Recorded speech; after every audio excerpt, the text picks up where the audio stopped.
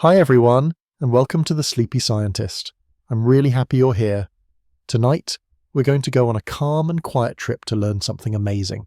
So get comfy, take a deep breath, and let's enjoy this peaceful science story together. Before we start, tell me in the comments, where are you watching from and what time is it for you right now? If you like relaxing science videos, don't forget to tap the like button. Now let's begin. In the quiet heart of the universe, where nothing touches and everything flows, there lives a mystery within light. You see it every day, bouncing through your window or glinting on a leaf, yet you never quite touch it. Light feels like movement, swift, wild, untouchable. But deep within its shimmer hides a strange stillness, something ancient and quiet, something science has only recently begun to hear. They once believed light was just a wave, then they found it was also a particle, then something else, both, neither, maybe more. But imagine for a moment if light could slow down, not in speed, for it always races through vacuum at the same relentless pace, but in structure, in its rhythm, as if it could settle, form patterns, crystallize like frost on a window pane, not frozen by cold but by a peculiar kind of order. This is the world of the supersolid, a state of matter that sings in paradox, solid yet flowing, still yet vibrating with secret dances. It was first dreamed of in helium, a substance so light, so slippery it never wants to rest. Even at temperatures near absolute zero, helium won't sit still. But under the right conditions, scientists discovered that even helium could do something stranger. It could become a supersolid, a solid that also flows with zero resistance, like a river made of stone. Now imagine that, only with light. They called it a fantasy once. After all, how could light, which never stands still, ever be solid? It doesn't even have mass. It doesn't form shapes you can hold. Yet in the laboratories of the modern world, where cold traps atoms and lasers twist reality, that dream is becoming real. In a chilled chamber barely above absolute zero, scientists gather clouds of atoms, rubidium often or sodium, and then they coax them with lasers. These atoms are pushed into states called Bose-Einstein condensates, where they all fall into the same quantum rhythm like dancers syncing their breaths. These condensates behave strangely. They act like one single quantum object, a cloud of matter that forgets it's made of many parts. Into this cloud they send in light, not just any beam but carefully designed, precisely tuned light, and under these ghostly conditions something begins to happen. The photons, the tiny flickers of light, start to behave as if they have mass, not real mass but effective mass, like ripples on a pond behaving as if they carry weight. They begin to interact with the atomic cloud, and in this back and forth, in this quantum conversation, the photons slow down. They gather, they shape. They begin to crystallize. This isn't a crystal you can pick up and hold. It's a pattern of light and matter locked in a dance, rippling waves that stack into something steady. What forms is called a photonic supersolid. Light, usually so free, now finds itself humming in place, forming ripples that don't vanish. A solid made of shine, a brightness that holds. It's not the kind of thing you see with your eyes. The chamber is too cold, the light too faint, but the data is clear. Interference patterns show regular spacing. Quantum signatures suggest solidity, and most beautifully, the system still flows. This isn't like freezing water. It's like watching a breeze arrange itself into a lattice of wind, each gust touching the next but never stopping, flowing without friction, holding form without freezing. And all of it rests on light. This supersolid light isn't something you'll find in a sunbeam. It needs careful conditions, the kind only extreme cold and precision lasers can create. But its existence whispers that the universe is stranger than we imagined. That light, in all its wildness, holds within it the potential for shape. That maybe even photons, those little packets of light, can rest, can form families, can create something like a home. As we drift deeper into this strange terrain, we begin to see light not just as brightness or speed, but as something capable of memory, of order, of becoming more than motion. So tonight, as the stars scatter themselves across the sky like sparks on velvet, you might wonder, what secrets lie behind their shimmer? Is there stillness within their shine? Are they singing their own crystalline song, somewhere in the quiet folds of quantum space? There is a stillness inside light, and now we've just begun to listen. Now imagine drifting deeper into this lattice of light. We are no longer just observing a laboratory setup. We are gently floating through a strange new realm where the lines between waves and particles blur like mist meeting morning sun. Here, inside the folds of a supersolid, something intimate is unfolding. It's not simply about atoms and photons anymore. It's about memory. It's about order born from chaos. It's about how even light, the symbol of freedom and flight, can find rhythm, can hum in place like a lullaby caught between stars. In the classical world, a solid means rigidity. It means atoms arranged in rows. Patterns repeating like footprints in the snow. A solid is defined by its resistance, how it holds its shape, how it says no to motion. But in this supersolid world, the rules are softened. Here, light doesn't harden into walls. It lingers in place while flowing through itself, a contradiction made real. The photons trapped within the ultra-cold gas begin to interfere with one another, their waves overlapping and creating patterns that shimmer with delicate persistence. This is where the poetry of physics truly awakens. Each point of light in this quantum material echoes the others. When one shifts, the rest respond, not with delay but with synchronized grace. It's as though the entire system breathes together, not as a collection of particles, but as a singular, continuous whisper. And yet, each whisper leaves a mark. Each ripple in the condensate holds a memory of where the light has been, what it has touched. The supersolid doesn't forget. This kind of quantum memory is not like our own. It doesn't carry emotion or images. It carries patterns, energy distributions, phase relationships, but in its own way it remembers. And that memory allows it to resist change while still welcoming flow. This balance between permanence and motion is what gives the supersolid its name. It is solid because it has a repeating structure. It is super because it flows without friction. The light within it creates order, and that order lives even as the system moves. And all of it is so quiet, so impossibly gentle. This isn't the fiery violence of a star or the thundering roar of gravity. This is softness embodied in physics. The tiniest changes, nanokelvins of temperature, whispers of interaction strength, can cause the system to melt back into chaos or bloom again into symmetry. The light in this fragile state is like a sleeping creature, aware, reactive, but calm. There is no resistance here, only cooperation. The atoms hosting this phenomenon are not mere spectators. They act like a warm bed for the photons, giving them a place to settle, to form bonds, to slow down enough to reveal their hidden personality. Normally, photons do not interact. They pass through each other like ghosts, oblivious. But in this engineered environment, their interactions become meaningful. The atoms mediate these interactions, like hosts introducing guests at a delicate gathering.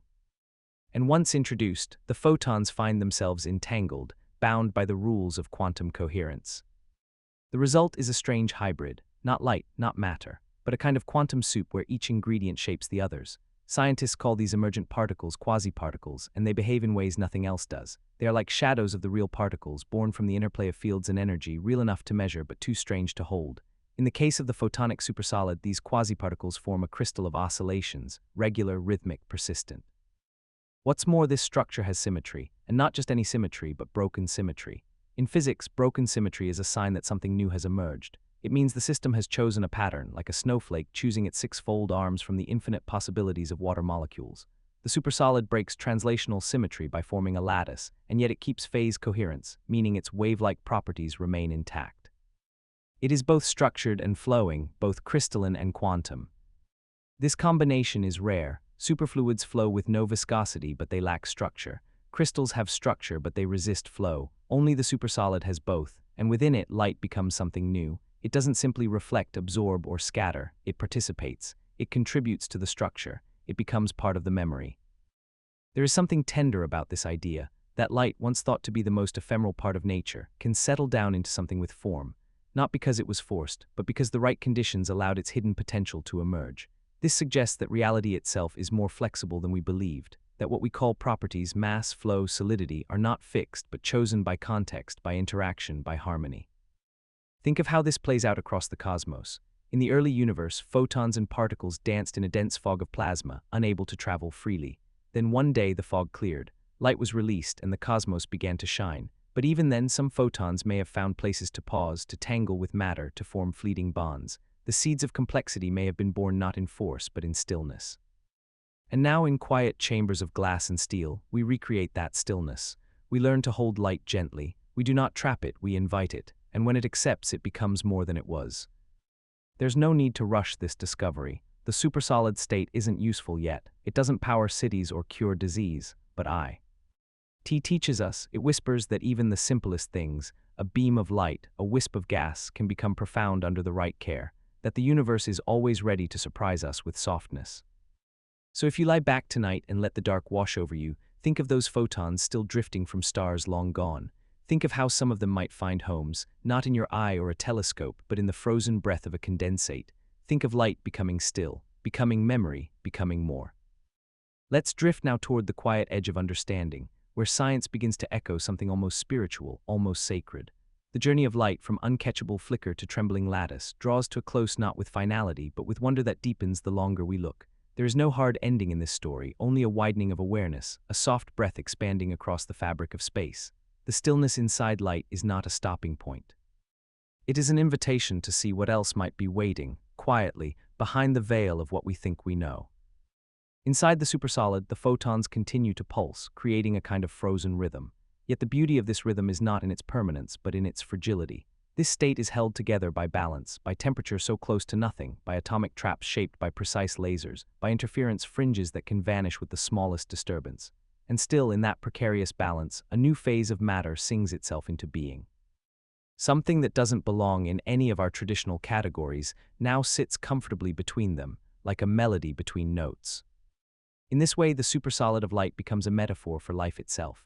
We too are suspended between contrasts, between stillness and motion, between presence and absence, between the known and the unknowable. Our thoughts, like photons, are mostly fleeting, but in rare moments of silence, of focus, of awe, they settle into patterns, a memory, a feeling, a realization, and for a while they hold, they become structure, they become something we can return to. The laboratories that birth these light lattices are not just spaces of cold and code. They are places where humans meet the edge of creation, where the invisible becomes visible, where nature reveals not just what is, but what might be possible. These scientists, quiet, patient, curious, do not force the light into shape. They invite it gently. They design the space and wait, and when the light accepts, they bear witness. This act of witnessing is as old as stargazing. It is what humans do when they truly care to understand. We don't just measure, we listen, we don't just dissect. We observe until meaning appears like frost blooming across glass. And when light becomes a supersolid, we see a story written in quantum grammar, one that speaks not only of physics, but of intimacy, of presence, of subtle transformation. There are questions still unanswered. Could this state of light exist naturally somewhere in the universe? Inside neutron stars, perhaps, where pressures twist matter into extremes, or in the folds of the early cosmos where photons swam through newborn fields? Could future technologies tap into this behavior, crafting circuits of light that flow like water but think like crystals? We don't know yet. But the dream exists now, and that is where all realities begin. Even the terminology supersolid carries contradiction. It asks you to hold two truths in your hands at once, that something can resist and yield, that it can remain in place while endlessly moving through itself. This isn't just poetic, it's the very essence of the quantum world. A world where certainty is smeared, where location is probability, where identity blurs with relationship. And isn't that what we are too in some way? Not fixed points but fields of possibility. Not defined by mass alone, but by how we interact, how we relate, how we hold our own light in the presence of others. The more we study the universe, the more it becomes a mirror. The more we look at particles, the more we see behavior, connection, change. We find the language of physics is not so far from the language of the heart.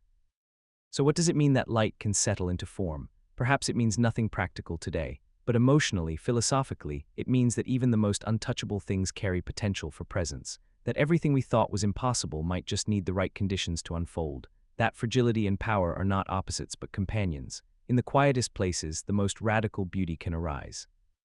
The supersolid doesn't ask to be used, it asks to be understood, to be appreciated. It doesn't shine with heat or blaze with energy. It glows with subtlety. It holds its breath and shows us what light can do when we let it be more than brightness, when we allow it to become something else. And so we return slowly from this strange journey, from clouds of rubidium fr. Lattices of light, from quantum dreams where photons learn to pause. We carry with us not just the facts, but the feeling, the gentle knowing that the universe is wide enough to hold contradictions, that it doesn't rush, that it allows its wonders to arrive when they're ready, not before. Tonight, as you close your eyes, you might think of light in a new way, not as a tool, not as a wave, not even as a particle, but as a presence, capable of stillness, capable of structure, capable of becoming more than its motion. The stillness inside light is not just a scientific breakthrough, it is a whisper from the heart of nature saying, even the most restless things can learn to rest. Let that whisper carry you now softly into the quiet. Somewhere in the places where time feels slowest and silence wraps around the air like a second skin, photons begin to dance. Not in the chaotic, darting way you might imagine from the flash of a camera or the dazzle of the sun, but with purpose, with rhythm, with something almost like memory. Here, deep in the lab-cooled darkness just above absolute zero, light no longer races. It gathers, it rests, it forms patterns that defy our old understanding of what it means to shine. Photons were once the messengers of energy, thought to be immune to stillness, slipping past one another without touching, each one a self-contained flicker with no mass, no boundary, just motion and glow. But under extraordinary conditions, they begin to behave less like individuals and more like companions. They slow not in speed, for nothing outruns light, but in behavior and interaction. Something changes inside the cold, narrow chamber where scientists coax them into stillness. Something shifts between the photons and the atoms they meet, and in that moment, the impossible starts to take shape. Photons begin to form crystals. Imagine that, light which cannot be held building a lattice like snowflakes on a window pane, a structure made not from atoms but from patterns of electromagnetic energy. This is no ordinary crystal. It does not glimmer under sunlight or clink against a tabletop. It is invisible to the eye, delicate as breath on glass, but perfectly real. A light crystal is a pattern of standing waves, a formation of interference fringes where photons settle into a repeating geometry. Each node of the pattern marks a place where light has decided to dwell, not pass through. It is light-turned architect, shaping its own presence. This remarkable behavior begins with a whisper between particles. In the laboratory, scientists begin with a Bose-Einstein condensate, a cloud of ultra-cold atoms behaving as a single quantum entity. Into this medium they send photons, tuned precisely in energy, traveling in carefully aligned directions. The atoms and photons begin to interact, their fields overlapping, the atoms slowing the photons slightly, bending their paths and in turn being pushed by the presence of light. What emerges is a feedback loop, a self-organizing dance. The atoms cluster in places where the light's intensity is strongest, and the light prefers to move where atoms are most dense. One shapes the other. Again and again, they reinforce their own pattern. Over time, this mutual influence becomes order. A light crystal forms, not from the stacking of particles but from the harmony of forces. It's a kind of echo where each photon's presence shapes the next. They do not touch but they influence. They do not bond but they align. The result is a standing wave, frozen in space, where light builds a repeating form, like ripples stopped mid-bloom across a still pond, and all of it made of energy, of motion curled into geometry. This phenomenon is not easy to see. The chambers where it occurs are isolated from the world, free from vibration, blanketed in magnetic shielding, cooled until atoms hardly breathe. But inside this controlled stillness, nature writes with pure physics. The equations come alive not on paper but in the dance of particles. Photons, which we thought could only fly, begin to settle into crystalline repose. These light crystals are not permanent. They are sensitive, dissolving if the balance of energy or temperature shifts too far. Yet while they last, they teach us something profound. That light under the right conditions is capable of cooperation. It does not need mass to settle or charge to attract. It can form patterns simply by existing in relationship. It is not a forceful builder but a persuasive one, shaping space through resonance, through balance, through rhythm. Think of it like this: if ordinary crystals are matter arranging itself into beauty, then light crystals are energy pausing long enough to remember its shape. The structure is not physical in the usual sense. You cannot pick it up or weigh it, but it can diffract. It can interfere. It leaves traces in the measurements, like footprints in frost. Scientists can map the pattern by observing how probe B. Eames scatter, the interference tells a story of order. Each fringe speaks of a photon finding its place, joining a chorus instead of a solo. The concept is deeply quantum. In the classical world, light is simply a wave or a stream of particles. But in the quantum world, light becomes a field of probabilities, a haze of possibilities. When photons crystallize, they do not lock into place the way marbles do. They lock into probability. Their wave functions synchronize. Their positions blur, yet their spacing remains precise. It is an architecture of uncertainty that nonetheless builds something real. And all of this leads us to a kind of quiet awe. Because if light can do this, if it can form crystals without mass, without edges, what else might it do when given time, space, and gentleness? Could these light patterns be used to store information, to transmit signals that remain intact across turbulence? Could they become new forms of logic, woven from phase and frequency instead of wires and circuits? Scientists are only beginning to explore the answers. For now, they listen closely to the patterns. They run simulations, they adjust parameters, and the light responds. It shifts, aligns, refracts into beauty again. There is no noise, no violence, only gradual emergence, a kind of glowing origami folding itself according to invisible rules. If you imagine standing inside such a crystal, you might feel something strange, not heat or pressure but presence, a gentle awareness that the space around you is not empty but arranged, that the photons are not racing by but waiting, swaying, humming in position. It would be like standing in a temple of pure rhythm, where light is the architect and silence the mortar. And perhaps this is what makes light crystals so enchanting, not their potential for technology, though that will come, but their quiet lesson in structure born from softness. They remind us that the universe does not always build with force. Sometimes it builds with patience, with repetition, with the smallest choices layered again and again until they form a pattern that can hold. So next time you see sunlight breaking into rainbows through a prism, or catch the delicate angles of frost on your window, remember this hidden story. Somewhere in the deep cold of the quantum lab, photons are arranging themselves into crystals of light, not because they must, but because they can. Because even energy, when allowed to linger, can become form. And in that form, we begin to see the echoes of something timeless. Let's linger a while longer inside this temple of stillness, where photons sway like breath held just beneath the surface of sound. We are no longer asking what light can do, but how it chooses to do it. How does something that never slows decide to settle into a rhythm? What does it mean when the fastest thing in the universe agrees to stay? These are not questions of force, but of consent, gentle agreements between fields and forms, whispered through quantum motion and shaped by invisible hands.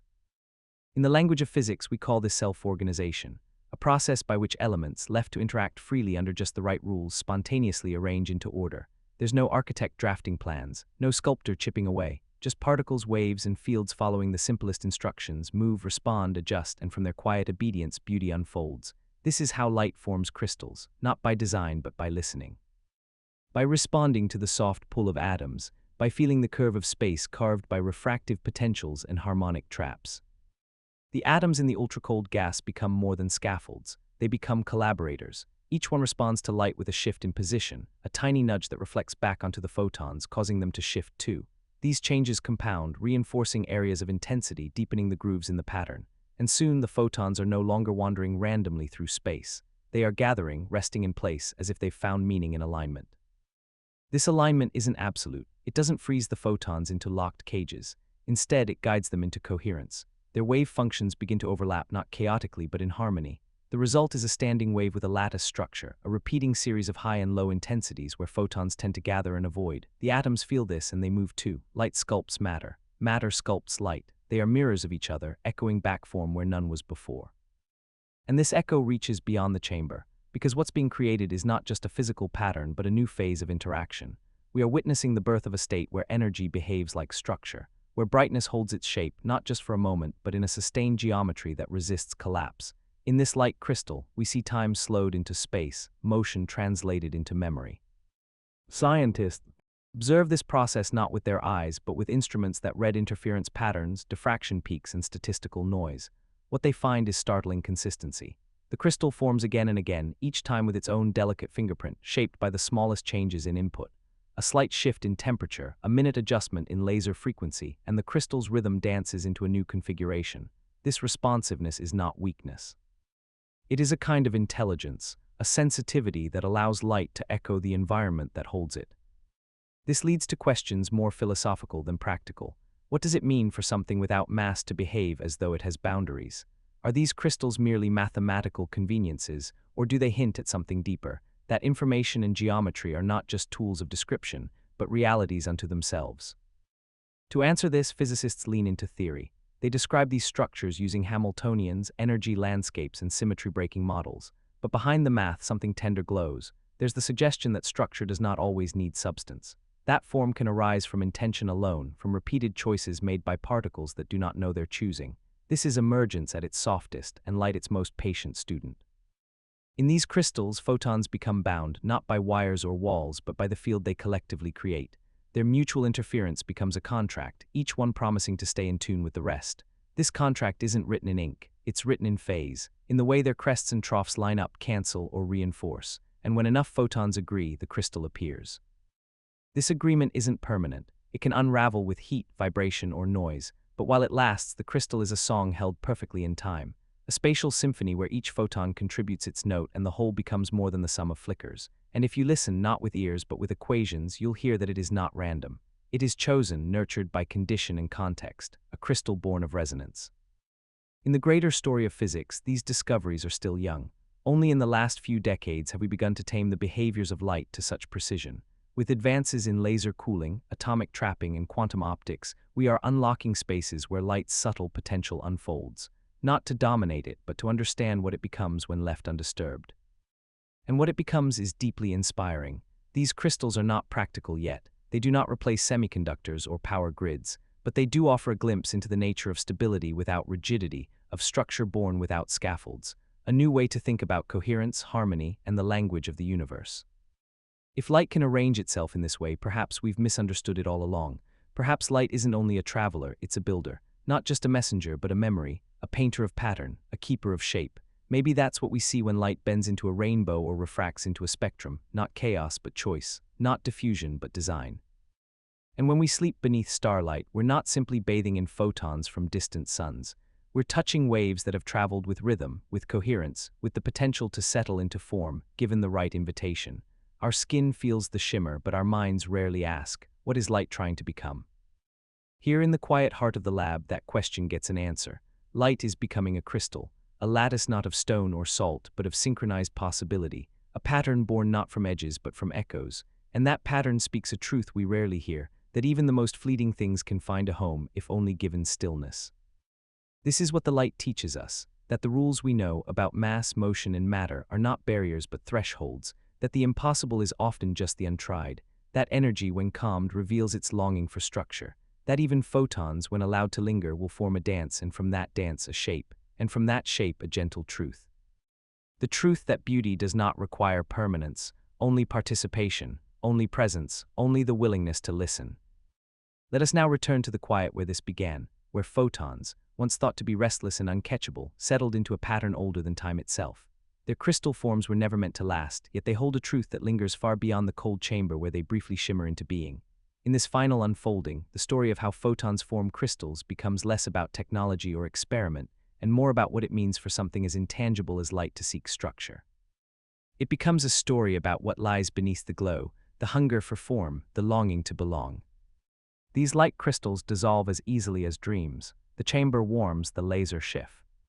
The atoms break rhythm, and just like that, the pattern fades. But while they last, they are perfect. Not rigid like a rock, not fixed like a blueprint, but alive in the way that only harmony can be. Each moment of their existence is balanced between becoming and dissolving, always on the edge of return. And perhaps this is why they feel so sacred. Not because they last forever, but because they hold beauty for as long as they are allowed to. The superlattice created by photons and atoms is delicate, yes, but its implications are vast.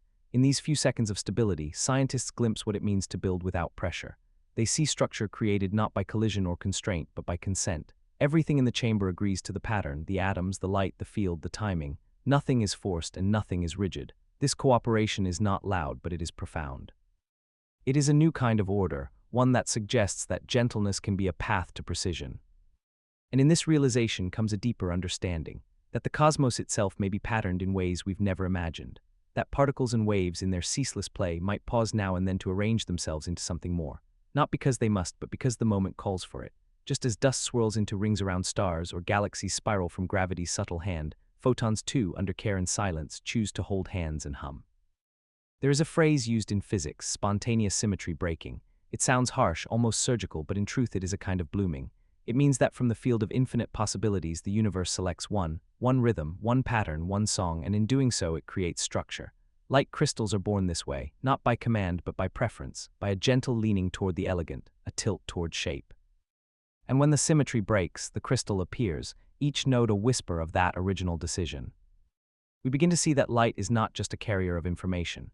It is a participant in form. It is not limited to speed and reflection. It is capable of nesting into beauty. It can hold time within space, motion within stillness, memory within brightness. The light that forms crystals is no different than the light that leaves the stars, or the one that brushes your skin on a spring morning. The difference is in how we listen to it, in whether we create the conditions where it can show us what else it knows how to be. The discovery of photonic crystals has led to more than poetic insight. In future technologies, these phenomena may be harnessed to shape the flow of information, to trap and guide photons in ways once thought impossible. Optical circuits could carry not just energy but logic encoded not in electrons but in pulses of light that remember where they've been. Networks of coherence, systems of silence and shine. These aren't machines of tomorrow, they are echoes of what's already begun in these quiet labs. And yet the greatest lesson is not in the utility, but in the unfolding itself. That something as wild as light can settle briefly into stillness, that it can find a pattern without needing pressure, that it can become a crystal not cold but calm, not hard but harmonious, and that this transformation does not erase its nature, it reveals it. Even now outside the chamber, in the space where we live and breathe, light continues its dance. It moves through the air, it bounces from leaf to eye, it glows behind clouds and beneath skin. But knowing now what it can do, how it can align, how it can shape, makes that light feel different, more personal, more willing. We do not just receive light, we relate to it, we guide it. And sometimes, with enough quiet, we allow it to form something new. The mind begins to wander. What if entire regions of space are filled with such patterns? What if in the farthest reaches of interstellar cold, photons are forming silent architectures, waiting to be discovered not by telescope, but by interpretation? What if the structure of thought, of memory, of awareness itself echoes this same principle? A flowing energy that, when held gently enough, becomes structure, becomes self, becomes story. These are not questions with answers. They are questions with echoes, and the echoes are what matter. For in the end, the crystal of light reminds us that the universe is not only vast but subtle, that the deepest truths do not always blaze, they shimmer, they linger, they wait in stillness to be seen. And so the chamber dims, the cooling coils wind down, the experiment ends, but something has changed not in the world but in the way we see it. We now know that photons can do more than move, they can remember, they can agree, they can build, and from their agreement comes form, fragile but complete, fleeting but full of meaning. Let that stay with you, not as a fact to be recited but as a presence to be felt, a reminder that even light in its infinite motion can learn to pause, and that in the pause there is pattern, and in the pattern a kind of peace. As you rest tonight, imagine the air around you not as empty, but as filled with possibility. Imagine the light in your room faint, scattered, almost forgotten, shifting softly into alignment, forming silent spirals just beyond your sight. Imagine, just for a moment, that the photons are choosing to stay, not because they have to, but because they want to, because something in the stillness called them home. And if you listen closely, perhaps you'll hear them too, the crystals of light humming softly in the dark. There is a kind of architecture that lives not in stone or steel, but in the quiet weave of energy and space. It hums beneath the visible world, unseen yet everywhere, shaping how light moves, how sound echoes, how atoms find their way home. This architecture is not built with bricks or beams. It is built with rhythm, repeating patterns folded into the very field of existence. This is the lattice that glows. And though you cannot see it with your eyes, it holds the world together like a lullaby made of structure. Imagine standing in the middle of such a lattice, not as a body of mass but as a whisper of attention. Around you, space hums in gentle symmetry, and every point pulses with potential. The lattice isn't solid, but it's real. It's made of waves, electromagnetic, quantum, gravitational, arranged not by chance but by choice, nature's choice. The way frost spreads across a windowpane or honeycomb forms in a hive, a logic older than language, a design older than time. This glowing lattice begins in many ways with the behavior of electrons and the materials that host them. Inside certain crystals, photonic crystals they are called, light is not free to roam. It is shaped by the periodic structure of the material, just as a tune is shaped by the frets of a guitar string. These materials are built with repeating regions of different refractive indices, like alternating layers of transparency and resistance. When light enters such a structure, it does not scatter randomly. It resonates, it forms standing waves, it finds paths that echo with structure. These paths create band gaps, regions where light of certain frequencies cannot travel. Just as a wall blocks a sound, the lattice blocks light not by brute force but by interference. The waves cancel, twist, fold back on themselves. And in this cancellation a kind of form arises, a glowing negative space, a silence of light that speaks of precision and control. Engineers use this principle to guide photons, trap them, slow them, create circuits where no wires exist. It is light shaped by the memory of shape. But long before humans sculpted these lattices, nature was already playing with them. The shimmering wings of butterflies, the iridescent shells of beetles, the bright feathers of peacocks all owe their magic to natural photonic crystals. These structures bend light not through pigment but through pattern. Tiny ridges, spaced just so, reflect and interfere with sunlight, creating color from nothing more than empty space and repetition. The lattice glows not because it adds, but because it arranges. Not because it burns, but because it remembers how to dance. Even in our bodies, echoes of this lattice live on. The proteins that fold inside our cells, the collagen that threads through skin and bone, the DNA coiled in every nucleus, they all follow patterns, spirals, layers, helices. And while they may not trap light as a crystal does, they guide energy, respond to vibration, hold form with exquisite grace. The same principle, the power of repeated structure, shapes the living and the luminous alike. In the deepest parts of the universe, where no light shines and silence reigns, scientists believe similar lattices may form in the presence of extreme forces. In neutron stars, where matter is crushed into densities beyond imagination, the neutrons may arrange themselves into nuclear lattices, crystal structures made not of atoms but of the building blocks of atoms themselves. These lattices do not glow with light but with potential. They resist collapse with quiet strength. They echo the same language, repetition, symmetry, rhythm. And now in our laboratories, we build these glowing lattices with lasers and chilled gases, arranging atoms into optical grids where photons bounce like dancers across a stage. We tune the spacing, the depth, the angle, and the light responds not with chaos but with choreography. It bends, it lingers, it flattens into sheets or curls into spirals, all depending on how the lattice guides it. And within these paths we find new forms of storage, of computing, of communication. We whisper through the lattice, and the lattice whispers back. But it's not just function that draws us in, it's the wonder of how such beauty arises from repetition. A single thread, repeated just so, becomes a we. A single note, repeated just so, becomes a melody.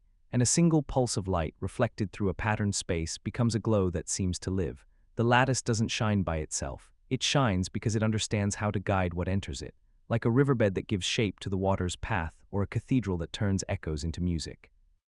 This understanding reshapes how we think about space itself. If the universe is filled with invisible lattices, gravitational fields, quantum potentials, cosmic microwave backgrounds, then perhaps all motion is shaped by structure we cannot see. Perhaps everything we do, feel, or think passes through unseen fields of influence, not as chains but as invitations, not as limitations but as contours. The lattice does not confine, it cradles, it helps motion find meaning. In this way, the lattice that glows becomes not just a scientific phenomenon but a metaphor for presence. Just as light needs structure to resonate, perhaps we too need rhythm to feel whole. Habits, rituals, patterns of thought and emotion that give form to our passing days. Too much rigidity and we feel trapped. Too little and we drift, but just enough structure and we shine. And perhaps that's what the glowing lattice truly teaches us. That beauty is not the absence of order, nor the tyranny of it, but the space where structure meets freedom, where photons move not aimlessly but with grace, where the world does not lose its wildness but gains direction, and in that direction something lights up. So the next time you see the play of light on water or the shimmer in a soap bubble, remember, you're seeing the lattice at work. You're witnessing the silent geometry that makes beauty possible, and somewhere beneath that glow, there is a rhythm older than stars, humming softly in every direction. Let's drift deeper into the lattice now, past its glittering edges and into its quiet core. Here the glow softens into rhythm, and the rhythm begins to tell stories, of matter meeting light, of wave meeting boundary, of energy gently learning to behave. What appears to be only beauty is, in truth, a deep and ancient language. A dialect written in intervals, spoken in symmetries, remembered in the way one pattern leads softly to the next. This is not chaos hidden by structure, it is peace revealed through pattern. At the heart of this lattice, light no longer acts alone. It listens, it adjusts, it bends around corners that aren't made of stone but of fields. This is the realm of photonic band theory, where waves of light are shaped not by mass but by design. In this space, light is not blocked or absorbed. It is sculpted, trapped in cavities that do not touch it, steered through materials that do not shine. And from these interactions arise effects that feel like alchemy: slow light, trapped light, even stopped light, all made possible by the same gentle repetition. Scientists call this control over light engineering the density of states. It's a phrase that means choosing how many ways a photon can move, and then narrowing the options until only the most elegant remain. By tuning the spacing of the lattice, by layering materials with care, they draw out behaviors that light would never show in open space. They make it linger, make it whisper. Sometimes they even make it dance in circles, caught in a whispering gallery of repeated reflections. In this dance, something remarkable happens. Light begins to mimic matter. It starts to show mass-like behavior, settling into orbits, collecting into standing waves. This isn't illusion, it's emergence. A sign that under the right structure, the differences between matter and energy blur into poetry. And so photons become more than travelers. They become residents. They dwell in the lattice, shaped by it and shaping it in return. This dwelling gives rise to phenomena so subtle they almost slip past understanding. Slow light, for example, is not just a delay. It is light's waveform stretched in time, its crest and trough smoothed out until it moves with unhurried grace. And trapped light, confined to a cavity of the lattice, becomes a reservoir of energy, holding power in place without heat or pressure. This is not fiction. These are tools already real, already glowing in lab experiments and emerging technologies. Light slowed to a crawl, not by resistance, but by design. And yet, beyond the technology, there's a philosophical softening that occurs here. Because in this lattice, we begin to understand that confinement isn't always control. Sometimes it's invitation. Sometimes it's an embrace. The lattice does not force the light to glow. It gives it a place where glowing makes sense, where it resonates, where it rests in harmony with itself. The structure doesn't cage, it calls. This lesson stretches far beyond photonics. It ripples into how we see design, form, even life. The same principles found in glowing lattices: periodicity, constructive interference. See, confinement without loss are echoed in the arrangement of molecules in a protein, the spacing of leaves on a stem, the rhythms of breath and sleep. Nature repeats herself not from lack of imagination, but because repetition breeds meaning. Pattern invites coherence, and coherence is where beauty blooms. Take the phenomenon of Bragg reflection. In a photonic crystal, when light of certain wavelengths hits the periodic structure, it reflects not because of color but because of spacing. The lattice chooses which wavelengths to welcome and which to send back. The result is a material that reflects specific hues, not with pigment but with pattern. It's how a peacock's feather shimmers with impossible blue, or how some beetles shine with green not found in any dye. Their colors are born in silence, in the echo between layers. And this echo is everywhere once you begin to notice. In the ripple of sand shaped by wind, in the spiral of a pinecone, in the ordered quiet of snowflakes. Lattices don't only belong in the lab, they belong in life. They are how life arranges itself to catch light, to remember warmth, to guide growth. Even the water inside our cells moves through lattices, structured channels that filter and protect, shaped not by chance but by crystalline intent. As we understand more about how lattices guide light, we begin to imagine new ways to build, not just machines, but metaphors. Could a city be shaped like a photonic crystal, guiding sound and light with gentleness instead of walls? Could a healing space be structured to resonate with certain wavelengths, soothing the body by quiet reflection? These are not far dreams. These are questions the lattice invites. And in asking them, we realize the lattice is not just about precision, it is about presence. To build such structure requires stillness, clarity, patience. Each layer must align, each space must echo the last, or the pattern fails. There is no rushing a glowing lattice. It must be assembled in kindness, and when it is, it shines. This is why researchers approach it with reverence. They tune lasers not just with precision, but with care. They lower temperatures like a lullaby, slowly, carefully, until atoms begin to trust the rhythm. And when everything is ready, the lattice does not roar into life. It glows, softly, steadily, as if it had always been there, waiting to be seen. These glowing structures might one day reshape computing, create perfect lenses, or transmit signals immune to loss. But even now, before those futures arrive, they reshape our understanding. They remind us that the world is not just chaos broken into order by force. Sometimes it is rhythm chosen softly. It is space shaped by listening. It is energy made meaningful by repetition. So as we continue to discover new ways to shape light, we are also discovering new ways to shape ourselves, to find the rhythm in the noise, the pattern in the blur, the glow in the ordinary. The lattice that glows is not only a structure, it is a lesson, that what we guide gently may become more than what we command, that what we echo becomes what we are. That repetition, when softened with care, becomes resonance, and resonance in all its quiet majesty becomes light. Now let us rest inside the lattice, where the world is quiet and every motion hums with memory. The glow is no longer new, it is familiar, like a melody you didn't know you remembered. The light doesn't shine to impress, it lingers, it soothes. It becomes the air around you, the rhythm beneath thought, the order behind the softest parts of time. This is where the story slows, not to end but to settle, like dust after dancing, like breath after laughter, like light after bloom. In these final turns of thought, the lattice opens itself one last time, and what it shows is not machinery or technology, but trust. Trust between wave and space, between motion and pause, between brightness and form. The trust that if energy returns to the same shape enough times, something lasting will emerge, something steady, something that doesn't need to force itself into being because it has always been quietly growing there in the repetition. Consider what happens when light is trapped in a lattice long enough. Its motion is defined not by momentum, but by mode, not by speed, but by shape. It spreads out not because it is scattered, but because the structure invites it to be more than a point. The light becomes a field becomes a map becomes meaning. In this way, photons lose none of their brightness but gain something rarer, relationship. They no longer race, they participate. This participation has consequences beyond the chamber walls. In future devices, these glowing lattices may form the heart of light-based computers, where data is not pushed but guided, where information flows not through heat and resistance but through arrangement. 1,000-fold faster, 1,000-fold gentler, they may bring us lens that bend light perfectly without distortion, circuits that think with silence, chips that hum instead of heat. But even if none of this arrives, the lattice has already done its work. It has already changed how we see. We once believed that light moved freely, untouched by structure, that it traveled in straight lines, bouncing and scattering but never staying. Now we know that given the right pattern, it will pause, it will settle into rhythm, it will glow with context. We have learned that freedom and structure are not opposites, that to flow well, light must sometimes be held. That guidance is not confinement when it invites resonance. This truth echoes across scales. In the smallest of systems, between atoms in a crystal, and in the largest, between galaxies in space, structure determines behavior. The filaments that thread through the cosmos, guiding galaxies into clusters, are like lattices made of gravity. They too glow, not with visible light, but with motion, with arrangement, with time pulled into shape. The same laws that help a laser trap a photon also shape the stars. The lattice is not a human invention, it is a cosmic memory. Perhaps this is why it feels so familiar.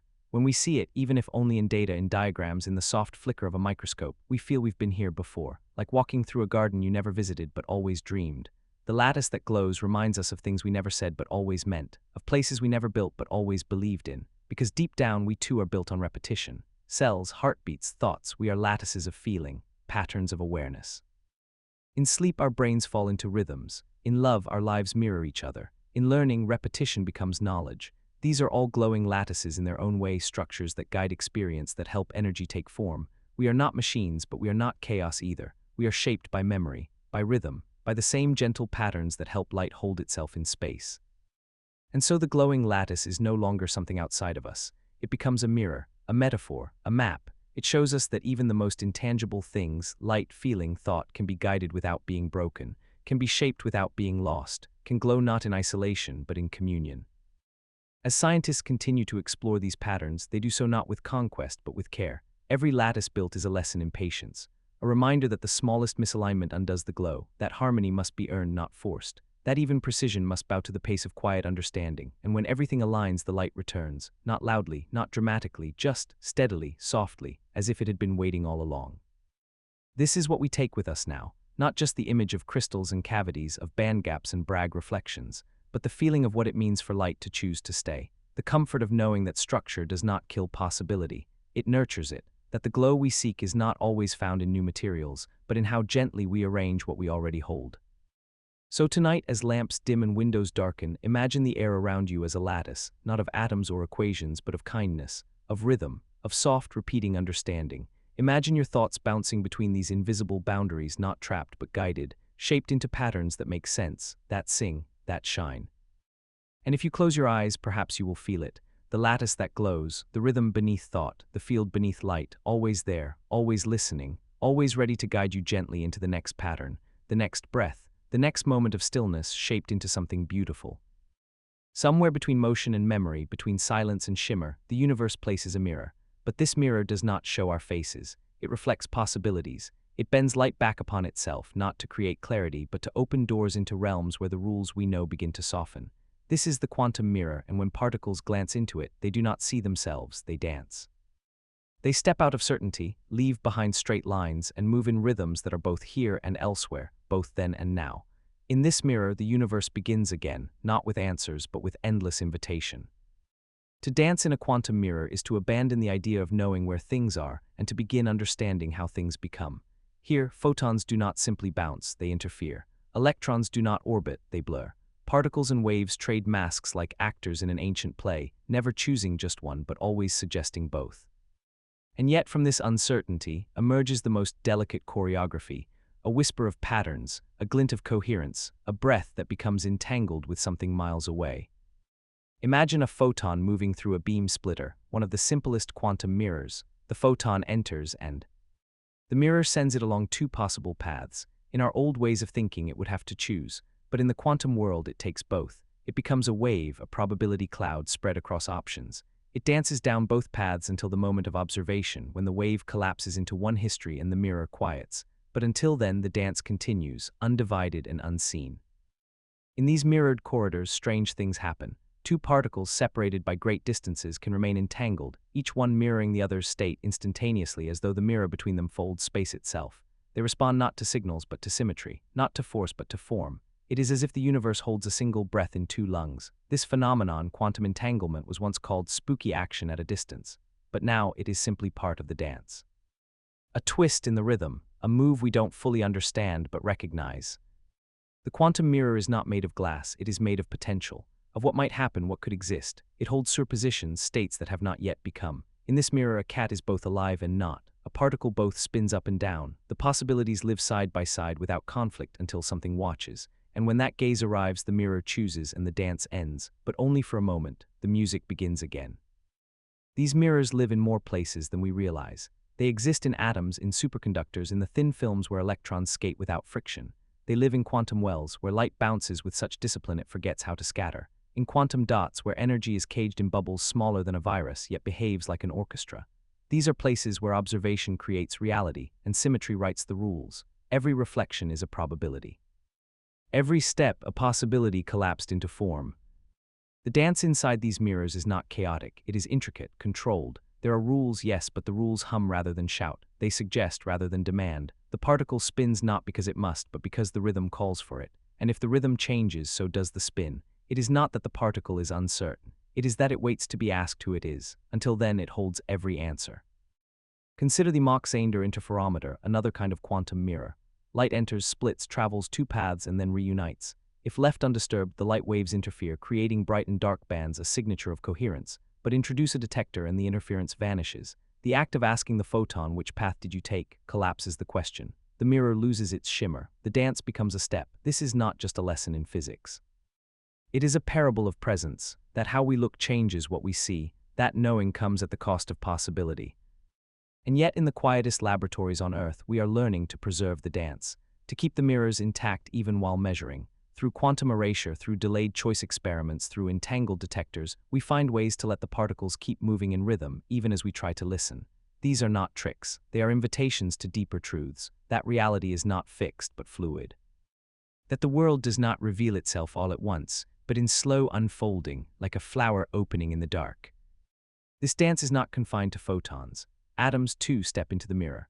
Bose-Einstein condensates, clouds of ultra-cold atoms cooled until they behave as one, exhibit quantum interference on a massive scale. They pulse like one heartbeat, they move like one wave. Place them in an optical lattice, a repeated light field, and the atoms behave like light in a crystal. They localize, they delocalize, they tunnel from one site to the next, as if dancing through a garden made of mirrors. This is quantum simulation, nature mirroring herself to understand herself. It is easy to believe that such strangeness lives only in the lab, but quantum mirrors echo into life in unexpected ways. In the photosynthesis of plants, where quantum coherence allows energy to find the most efficient path. In the magnetoreception of birds, whose eyes may sense the Earth's field through entangled electron pairs. Even in our own bodies, where enzymes tunnel protons across molecular distances too wide for classical motion. These are not theories, they are growing truths. Signs that the dance may be everywhere if we learn to see it. And what happens when we see ourselves in the mirror? When we consider not just particles but people? Every choice we make is a collapse of possibility. Every relationship an entanglement. Every act of perception a creation of reality. Perhaps we too are dancers in a quantum mirror, holding versions of ourselves in superposition until the world invites us to become. And when we do, when we choose a path, the other versions do not vanish. They become part of T. He rhythm folded into our steps, guiding us through what remains. The dance then is never finished. It repeats in layers. It echoes across dimensions we do not measure but feel, in intuition, in déjà vu, in dreams where the mirror doesn't reflect but absorbs, holds, reminds, that the world is more than it appears and we are more than we think. In these moments of wonder, the quantum mirror shines brightest, not as a surface but as a doorway, a passage not into illusion but into deeper truth, that everything we see is made of choices not yet made, that every breath we take carries with it a shimmer of all the breaths we might have taken, that even now in this soft stillness, you are dancing in a mirror made of light and thought and time. And the mirror watches not to judge but to remember, to hold your rhythm in its rhythm, your glow in its glow, until you too become part of the pattern. Now let's move further into the folds of the mirror, where the reflections stretch beyond light and matter and begin to fold back into themselves. Here, the quantum world no longer hides behind equations or lab walls. It begins to breathe around us, not as something separate, but as a rhythm we've always lived in. When you sit still enough, when your thoughts quiet, you might begin to sense it, a pattern not made of certainty, but of delicate echoes.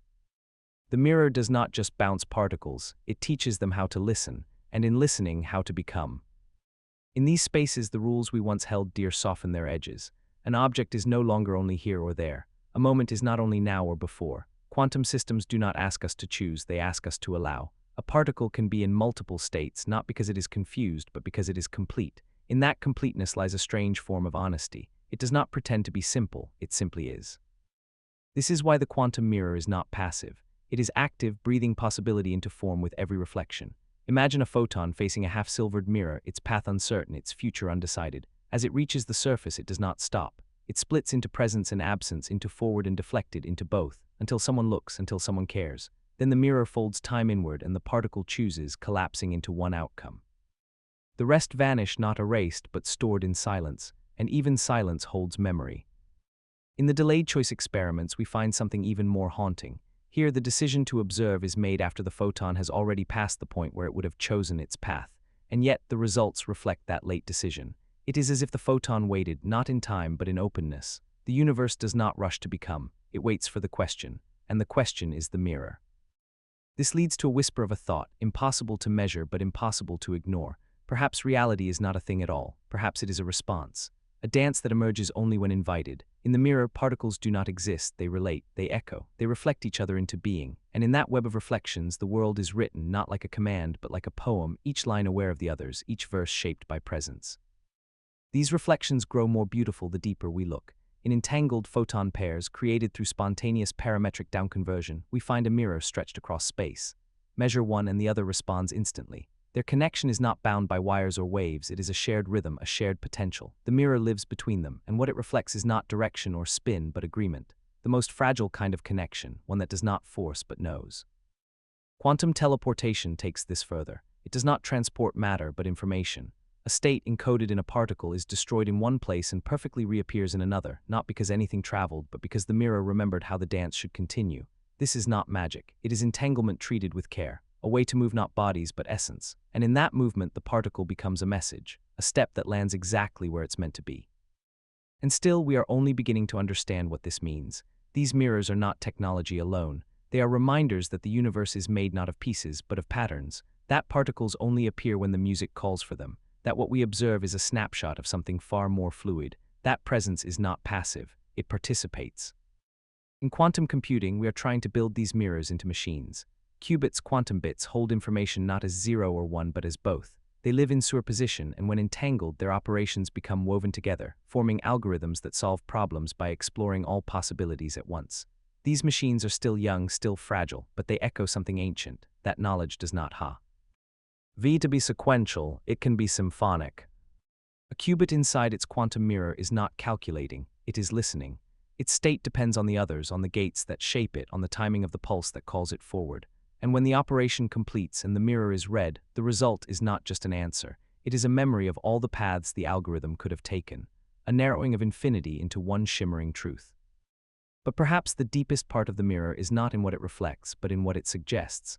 That reality is not waiting to be discovered, it is waiting to be asked, and the questions we pose shape the reflections we see. This is why the observer matters, not because we change the world by watching, but because watching is how the world chooses what to be. The dance in the quantum mirror is not one of control, it is one of consent. Particles respond not to force but to possibility. They do not resist measurement, they prepare for it. And in that preparation, the mirror becomes a kind of sacred space, a place where uncertainty is not a flaw but a gift, a place where choice is built into the very fabric of being. It invites us to rethink not just matter but meaning. If reality is relational, then perhaps so are we. Perhaps the self is not a fixed thing but a field of reflection. What we are depends on what we mirror. Who we become depends on what we entangle with. Every connection, then, is a quantum moment, an agreement to step into the dance and let the mirror shape us both. And if this is true, then every kindness is a reflection. Every moment of listening, a kind of quantum coherence. Every act of patience, a preservation of symmetry. We are not fixed, we are becoming, and in becoming we glow, not with certainty, but with invitation. So if tonight you sit quietly and feel something shift, not in your body, but in the air around you, know that it might be the mirror. That somewhere a photon is choosing a path because of a question you have not yet asked. That the world is dancing softly in all directions, waiting for you to look, waiting for you to care, waiting to become. And now we reach the quiet curve in the dance, where motion becomes memory and reflection deepens into stillness. The quantum mirror no longer dazzles with uncertainty, it hums with understanding. It no longer asks us to solve it, but to feel it, to hold it like breath held before dawn, delicate and whole. What we've seen in the mirror was never meant to be a trick, it was always a way home. A path into the softest spaces where science and wonder live side by side, not in competition, but in rhythm. The particles that danced across this mirror still move, but now we see their movement differently.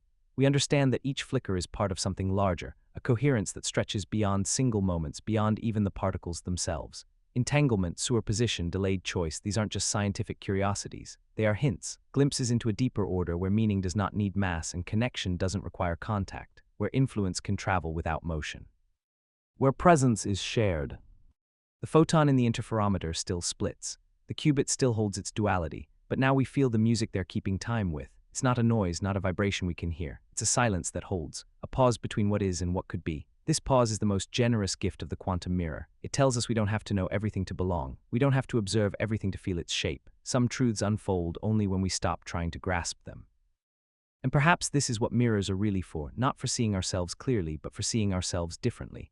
When a quantum particle reflects, it doesn't bounce back the same. It becomes a part of something wider. The interference pattern it helps create is more than its own story. It's the story of all the paths it might have taken. And so too are we shaped, not only by the steps we walk, but by the ones we almost did, by the versions of ourselves that linger in the corners of our choices.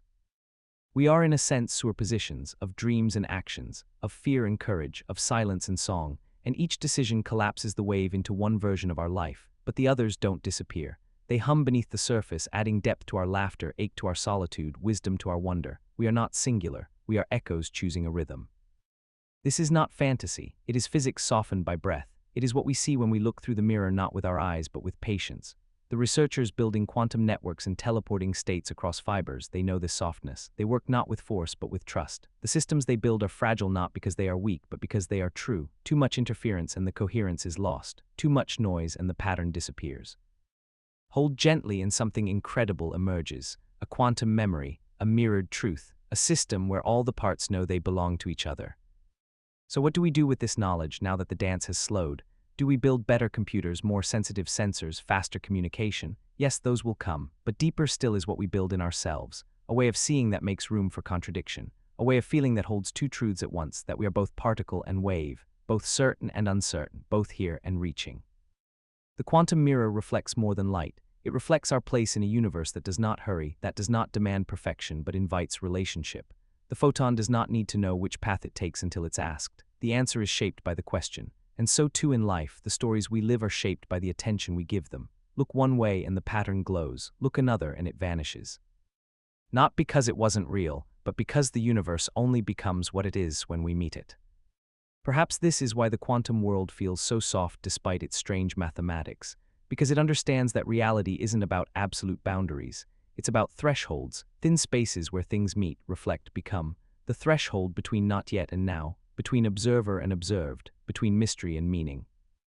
And what if we began to live like the particles in the mirror, with the grace to hold multiple selves, with the patience to wait for coherence, with the humility to know that every interaction is an entanglement, every goodbye a kind of measurement, that we never leave a space untouched, that we never enter it unchanged.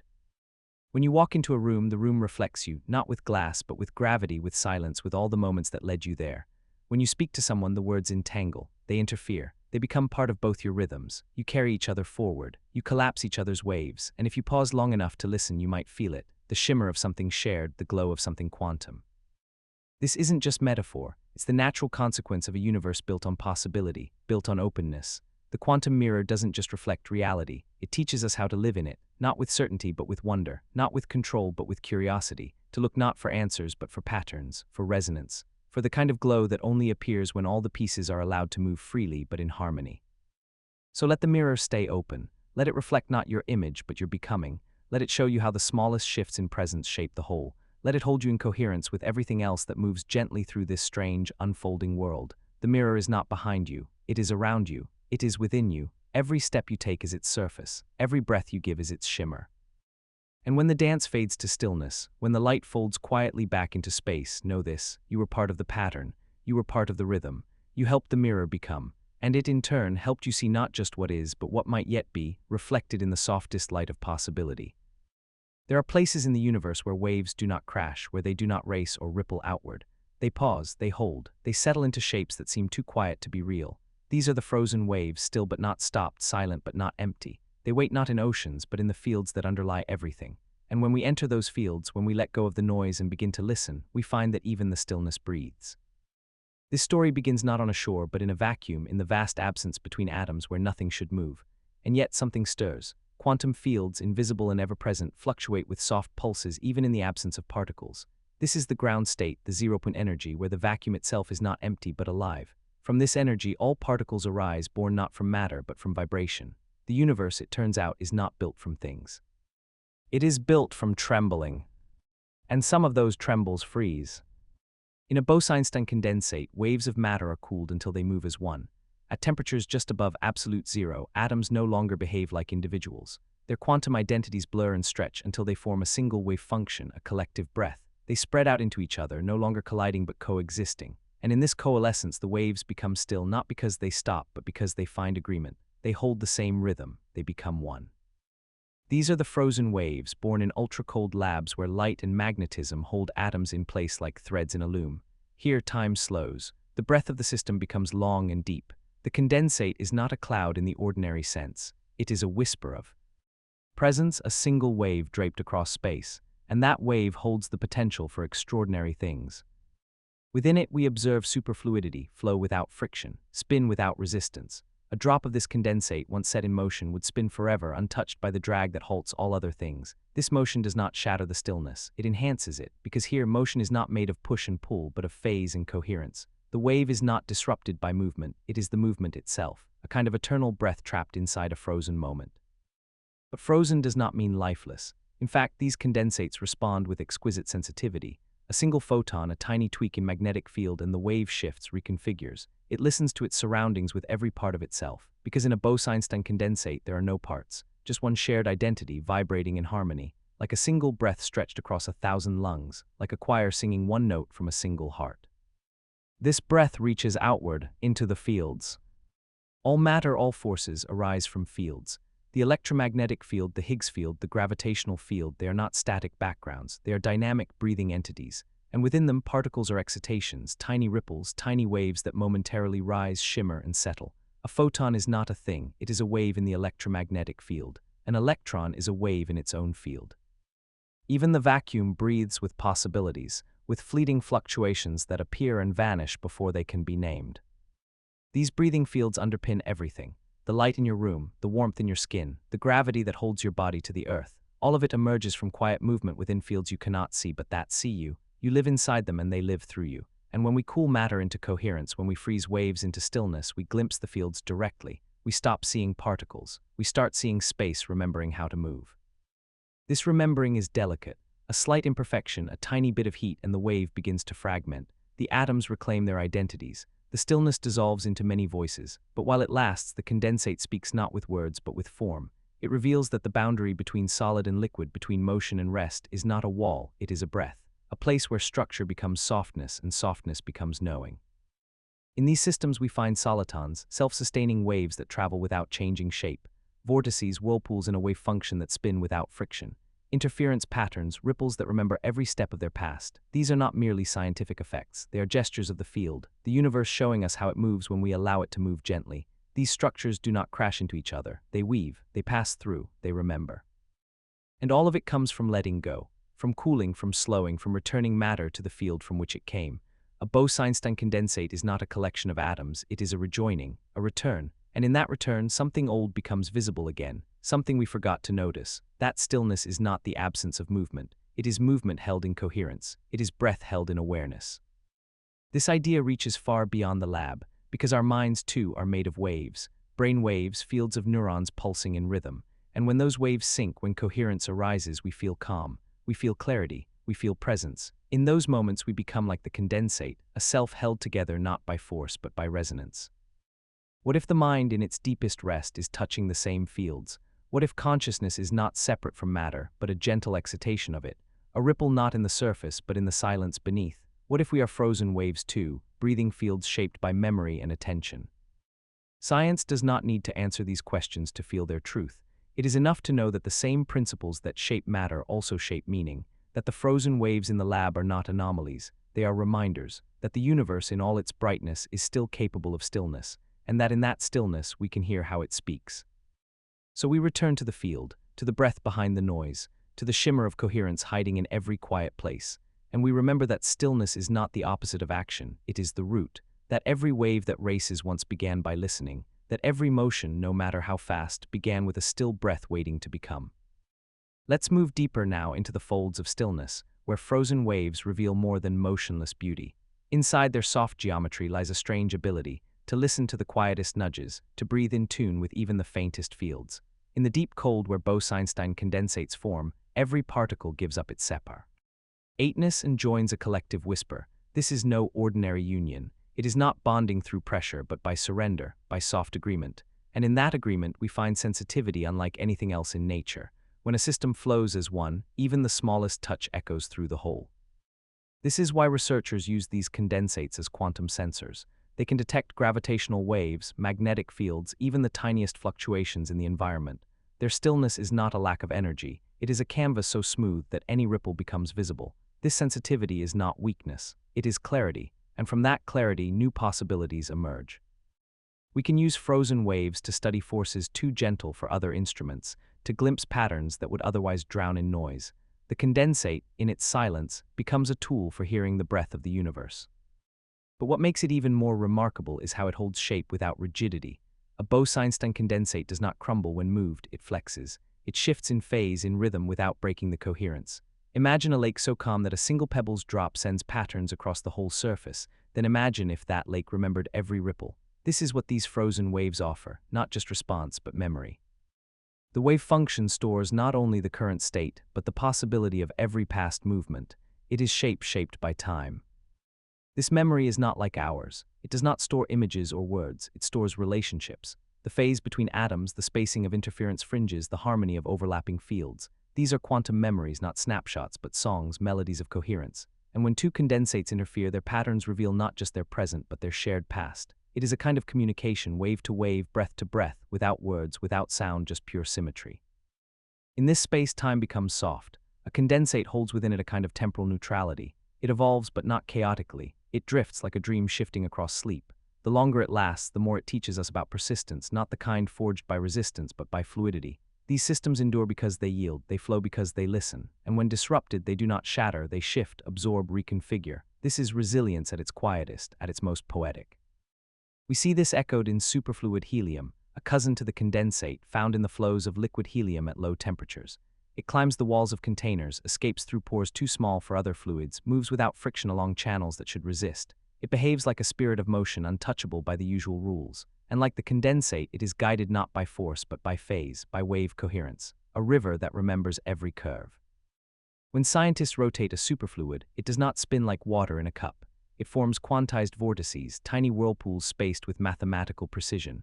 These vortices are not chaos, they are order emerging from flow. The frozen wave spins, not in fragments but in sacred geometry. Each vortex is a silent syllable in the language of motion, and that language echoes into the cosmos. Some believe that similar structures may exist in the heart of neutron stars, where matter is so dense that atoms collapse into a sea of neutrons, flowing in superfluid spirals.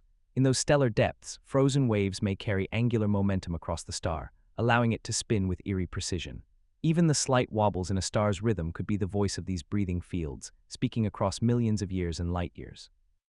And here on Earth, in delicate labs cooled by lasers and isolation, we mimic those cosmic conditions. We catch atoms in traps, cool them to fractions above zero, and listen as they remember how to move together. It is not artificial, it is rediscovery, a reenactment of something the universe already knows. The condensate is not our creation, it is our translation, a way to bring the language of the field into forms we can measure, and eventually into forms we can understand. This understanding is still unfolding. We are only beginning to ask what these frozen waves can teach us, not just about matter, but about meaning. When you see a condensate hold its shape through interference, you begin to wonder, what does it mean to be coherent, not just in physics, but in life? Is coherence the ability to remain whole even while interacting? Is it the capacity to respond without dissolving? If so, then perhaps the Bose-Einstein condensate is a model not only for materials, but for minds. Because coherence is not about sameness, it is about resonance. In the condensate, atoms are not identical, they are aligned. Their phases are synchronized, their paths blurred together in mutual acceptance. And in our own lives, coherence might look the same. Not agreement in every detail, but harmony in rhythm. Families see. Communities, even thoughts, held together not by force but by shared motion, by frozen waves breathing together. And maybe this is why these systems feel so quietly sacred, because they show us that stillness is not empty. It is full of information, full of rhythm, full of the kind of presence that doesn't announce itself but simply is. The frozen wave does not demand attention. It invites intimacy. It says, here is how motion can rest. Here is how stillness can remember. Here is how silence can shimmer with meaning.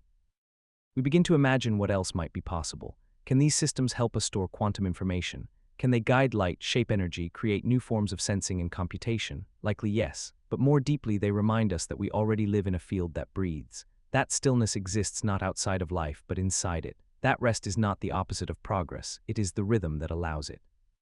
So the wave continues, frozen but alive, breathing across time, across boundaries.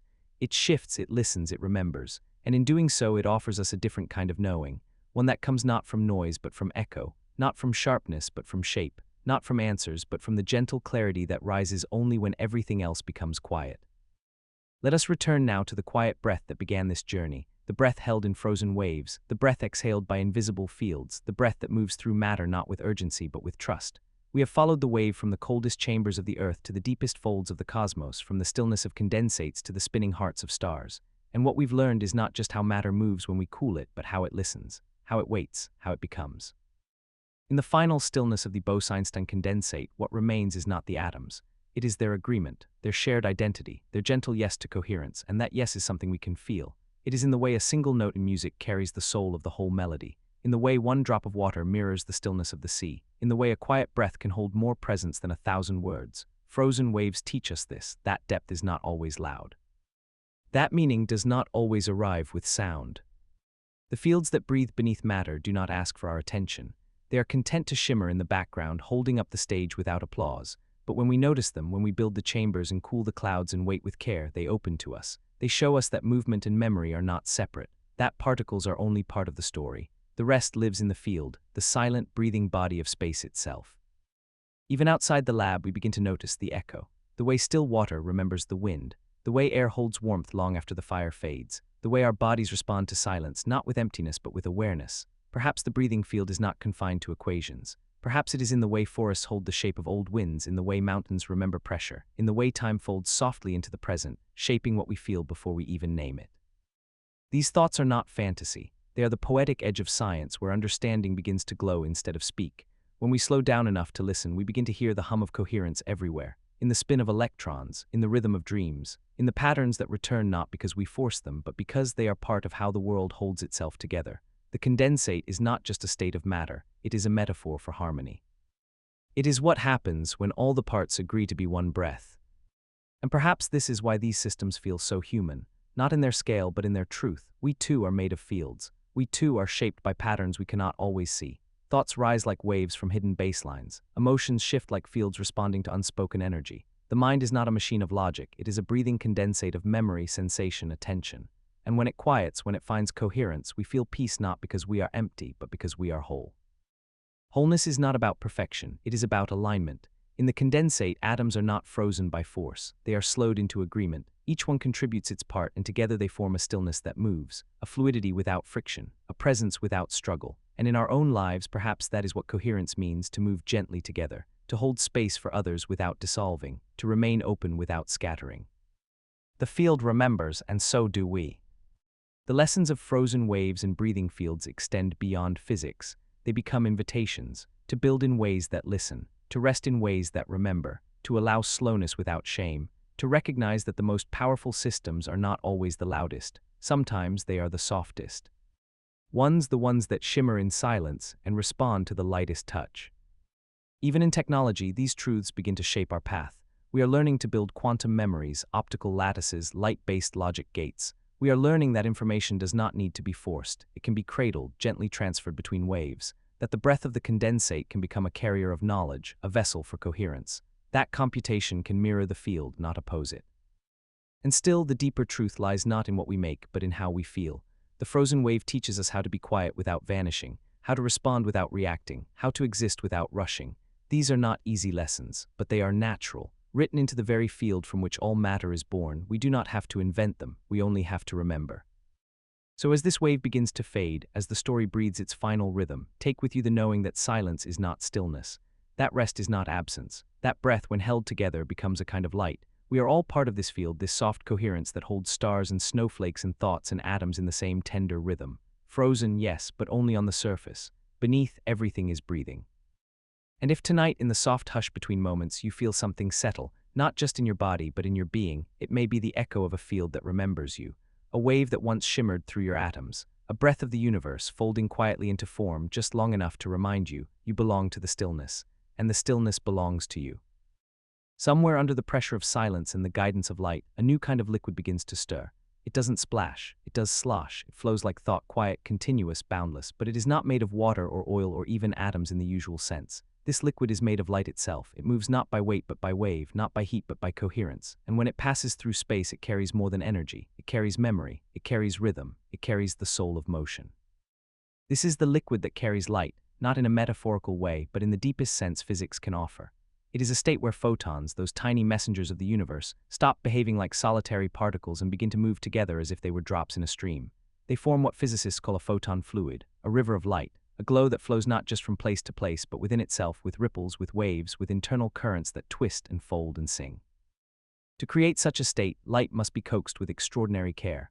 Under normal conditions, photons do not interact. They pass through each other like ghosts. But in carefully prepared materials like nonlinear crystals or ultracold atomic gases, scientists can gently persuade light to behave as if it has mass. In these media, the photons acquire effective interactions.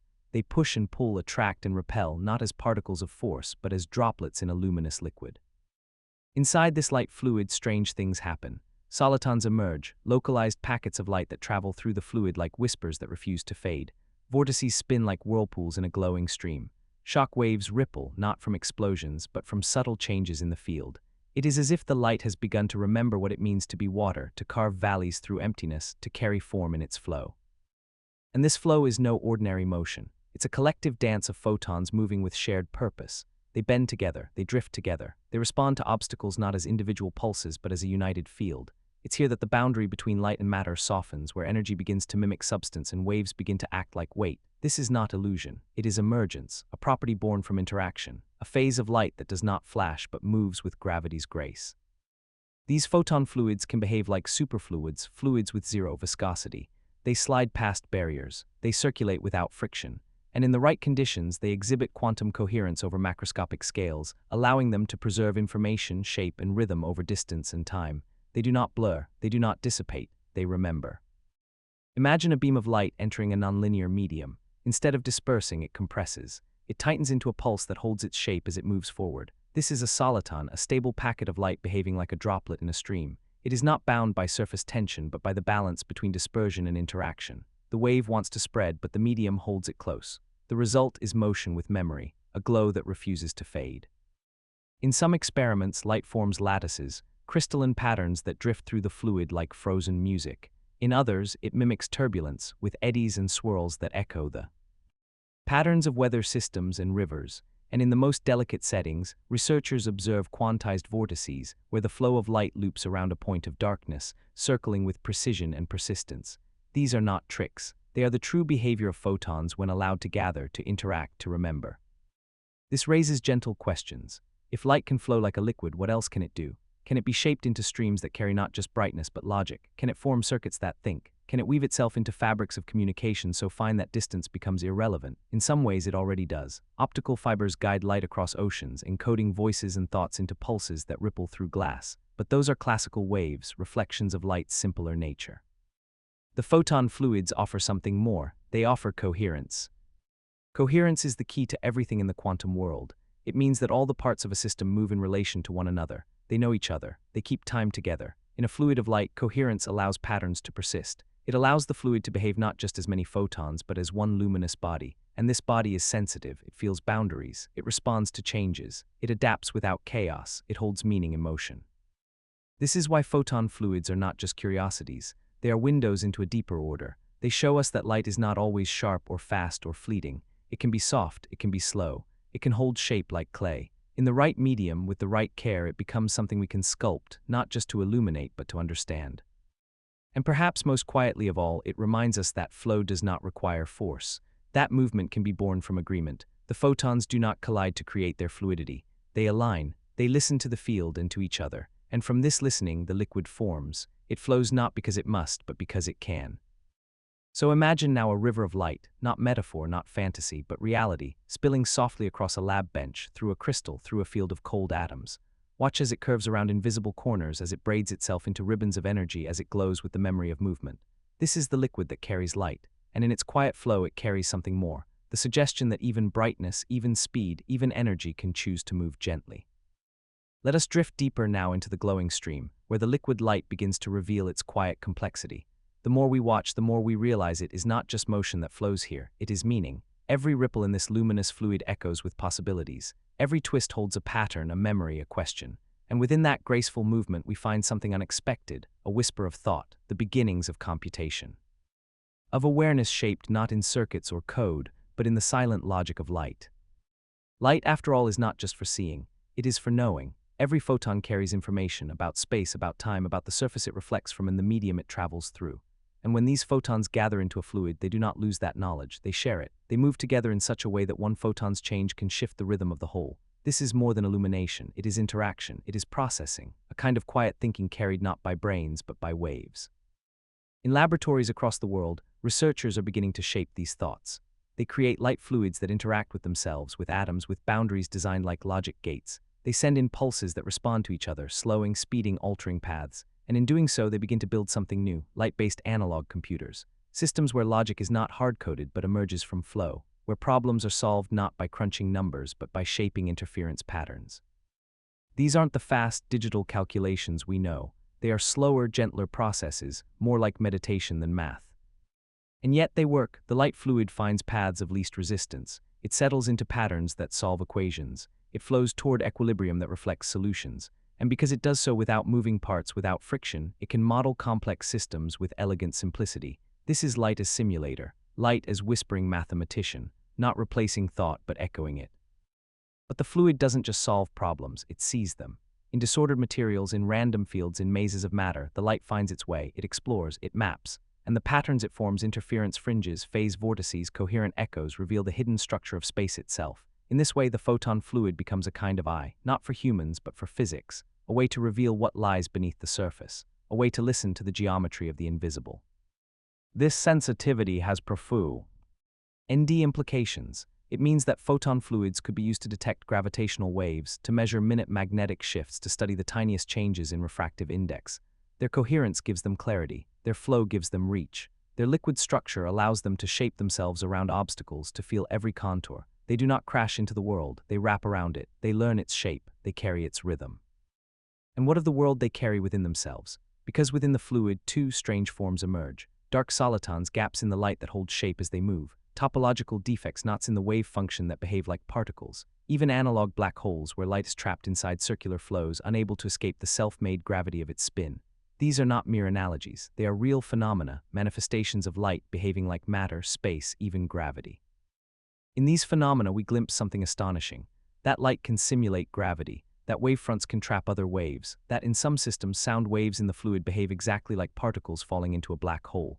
There is an event horizon, there is Hawking radiation, there is curvature, entropy, and spin, and yet all of it is made of light, moving through space, held together by careful design and deep coherence. This is not only fascinating, it is humbling. It means that the behaviors we associate with the cosmos, the collapse of stars, the silence of event horizons, the trembling edge of time, can be explored in tabletop experiments. That by shaping light into a fluid, we can recreate the architecture of the universe. The photon fluid becomes not only a tool but a mirror, a soft, glowing model of spacetime. But even as it mirrors the vast, it also echoes the small. In biology, in neural fields, in molecular networks, we find wave-like behaviors that remind us of light in motion. Some theorists even suggest that consciousness itself may arise from field dynamics, slow waves of coherence rippling through a sea of neural possibilities. It's a poetic idea, but not an empty one. Coherence breeds complexity, and complexity, when shaped with memory and feedback, can begin to reflect itself. Could the photon fluid feel, not like humans, but perhaps it knows in the way a forest knows wind, in the way a stream knows stone, not through sensation but through form, through response, through change that holds shape. And in that shape, in those silent ripples, we might see a kind of knowing, a pre-thought, a ghost of cognition born not from chemistry but from coherence. And if so, then what does that mean for us, for how we see thought and light in life? It may mean that awareness is not something we impose upon matter, but something we awaken. That by shaping waves, by fostering coherence, by guiding flow gently through structured spaces, we can coax systems into becoming more than the sum of their parts. The photon fluid is not aware, but it moves as though it listens. It forms patterns as though it remembers. It reacts as though it understands. And perhaps that is enough to begin a conversation. A conversation not in language, but in light, in shape, in rhythm, in the music of interference and flow, the kind of conversation we have with silence, the kind that feels like dreaming, that flows beneath speech and before sound, that begins in the liquid and ends in the heart. Because the fluid is not confined to the lab, its lessons spill outward into how we build, how we teach, how we understand. In a world so often rushing, scattering, dividing, the photon fluid offers another way, a way of coherence, of shared motion, of soft impact and persistent glow. It is a light that does not flash but breathes, and in that breath it reminds us that some forms of knowledge do not demand to be seen, they simply flow. Now the light begins to slow, not in speed but in spirit. The river of photons drifts toward its own reflection, and in the quiet gleam that follows we begin to understand something deeper. The liquid that carries light was never just a scientific marvel, it was always a mirror not of what we see but of how we move, how we remember, how we hold space for change. Within the fluid's silent curves, the light has taught us 1,000 soft truths. That particles can become waves, that waves can form memory, That motion, when allowed to breathe, can hold coherence that binds the smallest flickers into a greater whole. It has shown us that energy at its gentlest chooses rhythm over chaos. That information at its clearest flows rather than shouts. Even now, as researchers continue to coax light into new phases, quantum droplets, polariton condensates, synthetic vortices, the core remains the same. Light becomes more when it travels not alone but together, when it listens to its neighbors, when it flows with understanding. This isn't just physics, it's a form of empathy written into the structure of the field. We watch as this glowing river wraps itself around boundaries, absorbs obstacles without breaking, redirects itself without resistance. It teaches by doing. Its softness is not fragility, it is mastery. And in that softness we see what it means to be resilient, not because nothing touches you, but because everything touches you, and yet you remain whole. And so the light flows, carrying not just brightness but balance. It becomes a carrier of stories. In every ripple is a memory of something that shifted it, a curve in the field, a pulse from the past, a silent encounter with another beam. The photon fluid remembers through shape, not through storage, through rhythm, not through recall. And this form of memory, the memory of motion, is one we understand in our bones, even if we forget it in our minds. Because haven't we too been shaped by flow? Haven't we felt the invisible currents of other people's energy, the subtle warmth or chill in a room, the pull of a shared glance, the quiet clarity of someone simply listening? These are photon fluid moments, not logical but real, not visible but known. And the way the light remembers them is the way we do too, not as facts but as feeling, as direction, as coherence that lingers long after the flash is gone. It's no longer surprising that the same rules shaping the cosmos also govern these quiet beams of light. General relativity and quantum field theory may seem distant, but in the photon fluid they fold into touch. Flow becomes curvature. Interaction becomes entanglement. A turning wave mimics a galaxy's spiral. A dark spot echoes an event horizon, all of it whispered in the language of glowing motion. And as we drift further into this understanding, the boundary between tool and teacher disappears. The photon fluid is not just something we study, it is something that studies us. It offers us a reflection of how we might live, connected, coherent, flowing around resistance rather than through it, finding rhythm not in control but in response. It invites us to stop forcing our way through space and to start folding ourselves into it.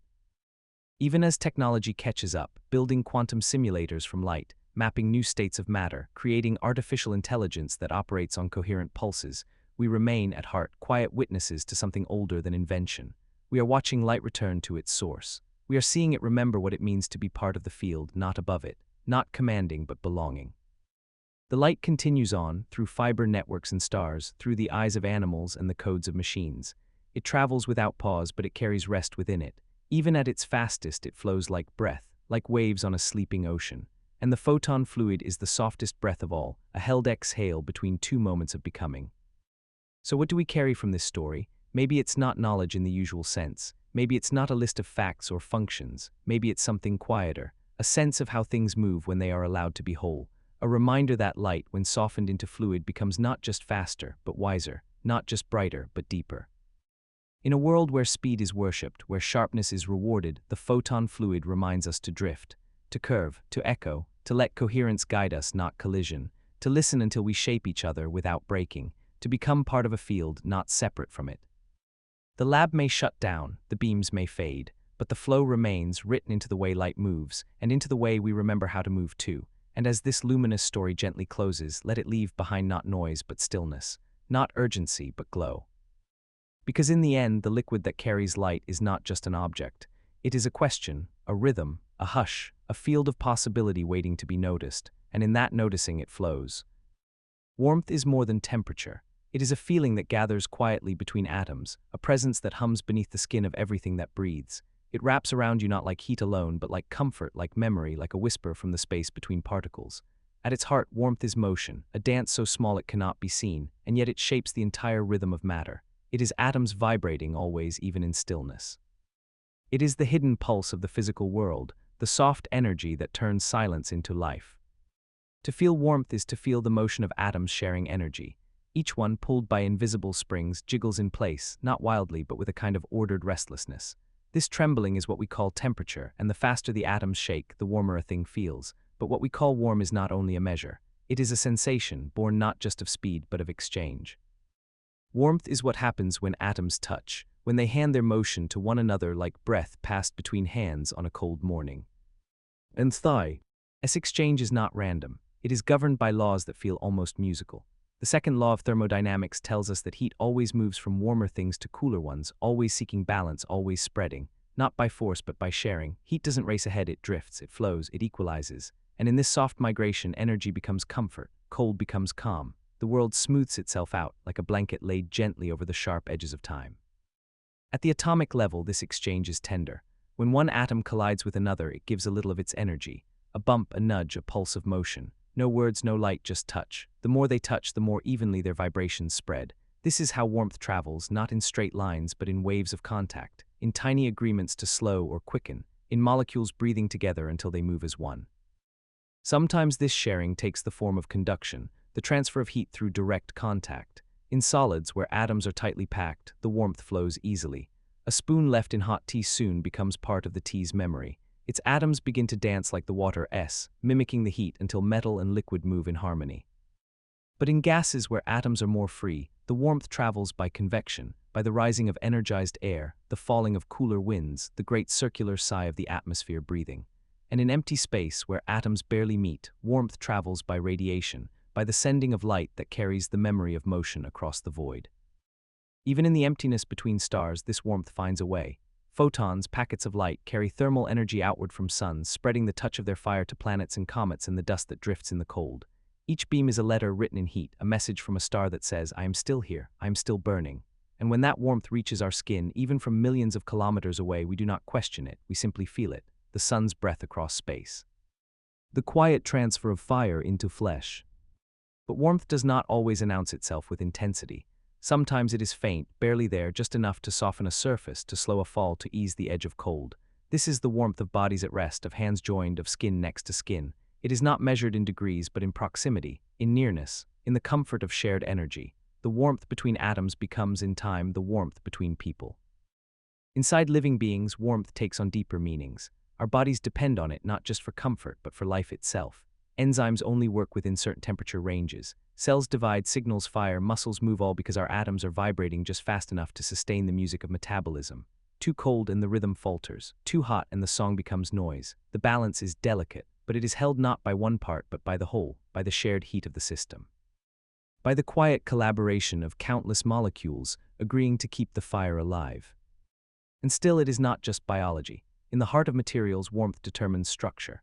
The arrangement of atoms in a crystal depends on how fast they move. Heat changes shape, it bends steel, it softens wax, it transforms solids into liquids, liquids into gas. And at the boundaries of phase change, at the moment ice becomes water or water becomes steam, warmth becomes a kind of magic. Energy disappears, hidden not in speed, but in the loosening of bonds.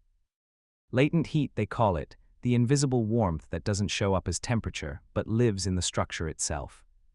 Latent heat is a pause in the rhythm, a breath held before transformation. It is energy not spent but stored, waiting, preparing, and when released it does not explode. It flows, like snow melting under a spring sun, like steam curling from a cup of tea. It is the gentle side of energy, the side that remembers how to become more without becoming loud. Even at the quantum level, warmth leaves its trace.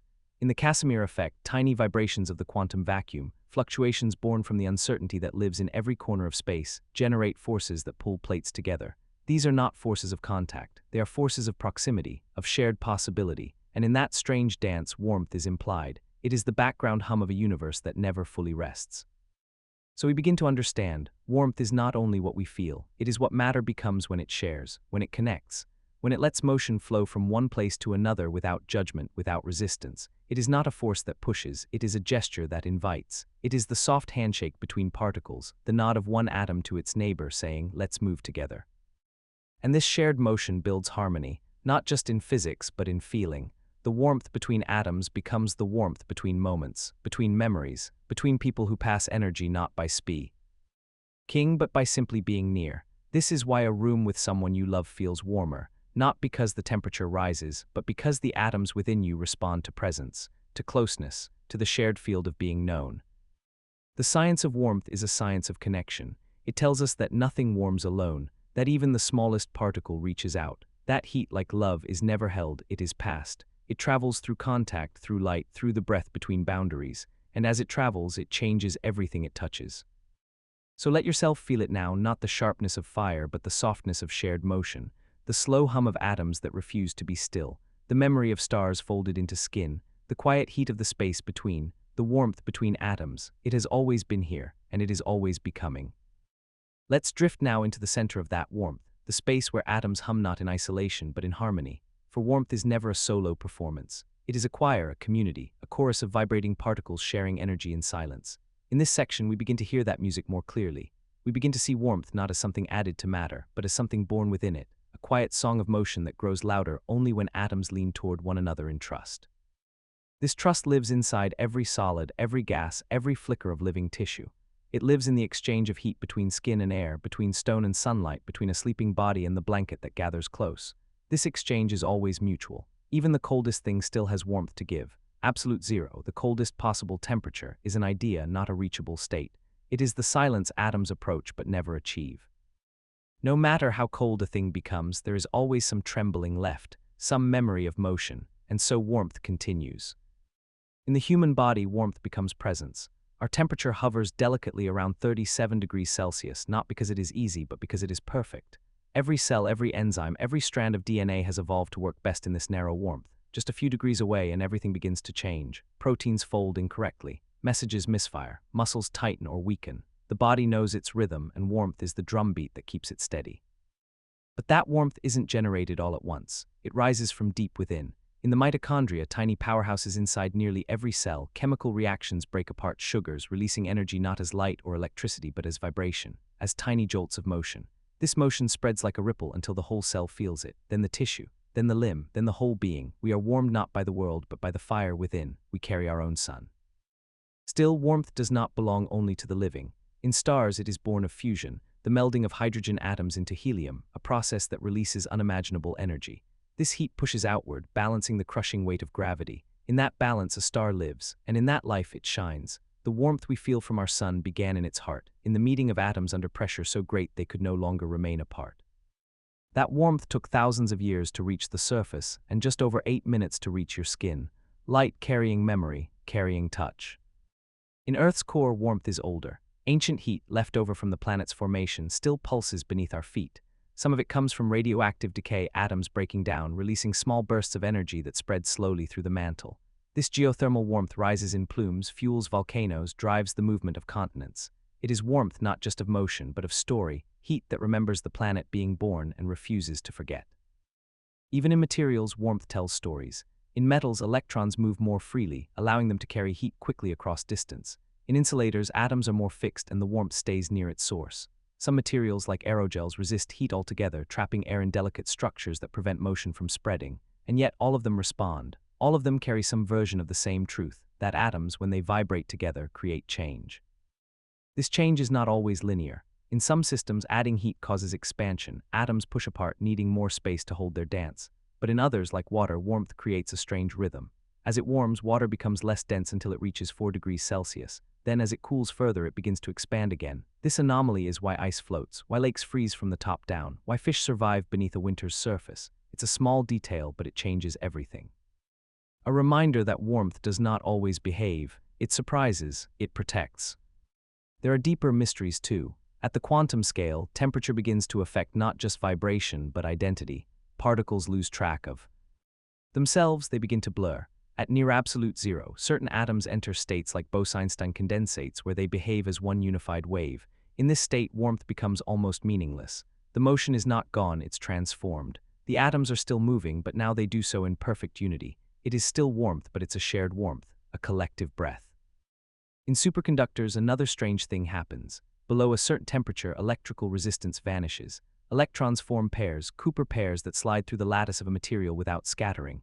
This happens only in deep cold, where vibrations are minimal, where the chaos of warmth has quieted enough for something delicate to emerge. And yet it is still warmth that made this possible. By being withdrawn, it reveals new truths. Warmth shapes not only action, but absence. This dance between warmth and structure becomes even more intimate in soft matter, gels, foams, colloids. These materials live on the edge of liquid and solid, and their properties shift with temperature. Add a little warmth and they become fluid. Remove it and they stiffen. This responsiveness makes them ideal for biology, for medicine, for designing systems that adapt like skin.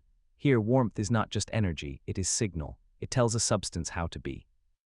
And perhaps this is the most poetic truth of all. Warmth is not just movement, it is instruction. A language spoken by atoms that says, change now, soften here, melt gently. It is a messenger of form. And in a world made entirely of change, that message becomes sacred. It becomes the line between chaos and coherence. Even in technology, we are learning to speak this language. In thermal imaging, we read the heat of bodies not with touch, but with light tuned to infrared. In nanomachines, we harness molecular vibrations to do work. In climate science, we trace the rise of warmth across oceans and atmospheres, using it to predict storms, droughts, life itself. And in quantum computing, we cool systems close to absolute zero to preserve coherence, to keep the warmth quiet enough that thoughts can form without scattering. Warmth is no longer a passive state. It is a variable, a tool, a field of control, but it is also deeply human.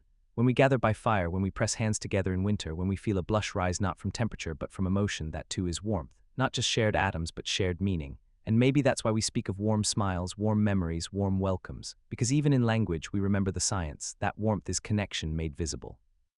So we rest now in this truth, that warmth is not something we chase but something we invite. It does not arrive in a rush, it unfolds, it listens. And in the listening it teaches us how to be near without burning, how to vibrate together without breaking, how to hold each other not with force but with motion. The warmth between atoms is not only a feature of physics, it is a gesture, a gentle exchange, a pause where one particle says to another, "Here is my motion, you may carry it forward." And in that gift the world stays in motion, not because it must, but because it chooses to. And now as we move gently toward the final echoes of this story, the warmth between atoms no longer feels like a distant scientific fact. It feels like something we've always known, something we've lived with, carried, shared. It no longer hides inside equations or laboratory walls. It glows softly beneath our skin, in our breath, in the way a room changes when a second person enters and brings a little more motion into the air. Because in the end, warmth is not only a matter of physics. It is a shape of belonging. We see this shape in everything. In the way bread rises in an oven coaxed gently by heat. In the way seeds sprout only when the soil's vibration reaches a certain quiet hum. In the way snow melts not because it is commanded, but because the world around it whispers, "You can let go now." Warmth is a language without words, a presence that says stay, that says change, that says you are not alone. It lives in our rituals too, the boiling of water for tea, the lighting of a fire at dusk, the heated stones in a sauna, the sunlight on closed eyelids. These are not just comforts, they are inheritances, ancient memories passed down through generations of atoms learning how to share. The heat that warms our hands was once in a star. The vibration in your bones once drifted through dust on its way to becoming earth. And now it moves again through you into another. Nothing is lost. Warmth only changes hands. Even in death, warmth tells a story. When a living body grows still, the motion of its atoms begins to slow. Not immediately, not all at once, but gradually, as if the body is saying goodbye to the dance. This cooling is not frightening, it is natural. It is a return, a giving back of borrowed motion to the world that lent it, and in that release there is grace, there is quiet, there is the final hum of a song well sung. In the broader world, warmth guides cycles that we often forget to see. The changing of seasons, the blooming and sleeping of trees, the migrations of birds and the timings of tides. Each of these rhythms is driven by the slow transfer of heat across the planet. Solar radiation absorbed, stored, reflected, earth breathing through temperature, ocean currents curving in response to sunlit waters and polar shadows. And from this breath weather is born, clouds form, rains fall, deserts rest or bloom. All from the quiet motion of atoms stirred by light. And light, after all, is warmth in flight. It is the way a star shares its heartbeat with a planet, the way fire speaks to shadow, the way we mark the passage of time not by clocks but by the rising warmth of morning, the cooling hush of dusk. Even before we had language, we had warmth. We followed it. We gathered around it. We measured our days by how it touched the land. In modern times, it's easy to forget this, to see warmth only as a number on a screen, a thermostat reading, an output of a machine. But warmth is not a measurement, it is a presence. It is the way matter leans into matter, the way one space listens to another and answers, not with noise but with motion. And in that answering, the world becomes more coherent, more compassionate. Even machines feel this in their way. A computer grows warm when it works too hard. A battery pulses with heat as it stores charge. An engine hums not just from force, but from the motion of millions of atoms handing off their energy in endless cycles. And engineers know this warmth must be managed, not feared. That even in machines, heat is not a flaw, it is a conversation. It is the cost and gift of function. In climate too, warmth is the thread that binds everything. Global temperatures rise not only in air, but in oceans, in soil, in ice.